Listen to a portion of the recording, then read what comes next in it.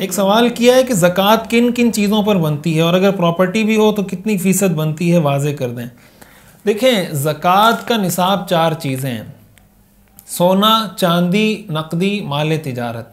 सोना तो सोना है, चांदी, नकदी का मतलब कैश की फॉर्म में आपके पास पैसे मौजूद हैं, डॉलर मौजूद हैं, रियाल मौजूद हैं, जो भी कैश आपके पास मौजूद है।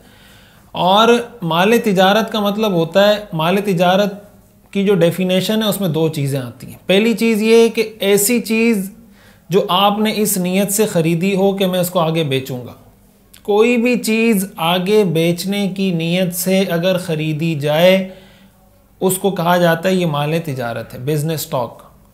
दूसरी शर्त माल तिजारत की ये है कि इस वक्त जब आप ज़कात अदा कर रहे हैं या जब आप हिसाब लगा रहे हैं या जब आप इसके बारे में सोच रहे हैं, इस वक्त भी आपकी ये नीयत है कि मैंने इसको बेचना है। जिस चीज़ के बारे में ये 2 कंडीशन वहाँ एग्जिस्ट करती हों कि एक तो आपने ख़रीदते वक्त इस नीयत से ख़रीदा हो, नंबर 2 अभी भी आपकी ये नीयत बरकरार हो, ऐसी चीज़ को कहा जाता है माल तिजारत। तो वो चाहे प्रॉपर्टी हो, वो चाहे गाड़ी हो, वो चाहे कोई मोबाइल हो, वो चाहे कोई कंप्यूटर हो, XYZ कोई भी चीज़ हो, उसको कहा जाएगा माल तिजारत है।